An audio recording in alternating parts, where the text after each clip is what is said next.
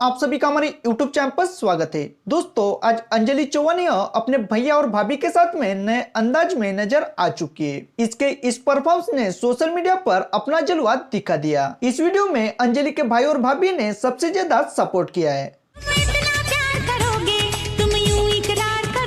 मेरे महबूब मेरे अंजलि इसी जैसे नए साल में काफी ज्यादा धमाकेदार परफॉर्मेंस में नजर आने वाली है और ये अपने फैंस के साथ में यही उम्मीद लगा चुकी है कि जैसे हाल ही में इसे लोगों ने सपोर्ट किया, इसी जैसे नए साल में भी सपोर्ट मिलता रहे। अंजलि के साथ में इंस्टाग्राम के नए ट्रेंड ने सनसनी मचा रखी है, तो सबसे पहले वायरल डांस को भी देख लेते हैं।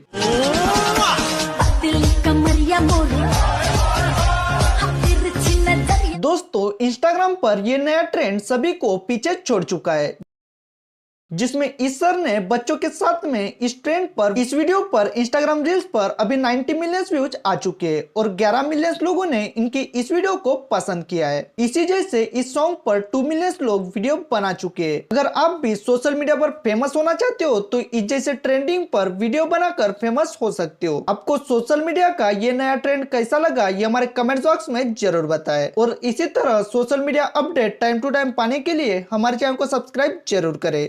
धन्यवाद।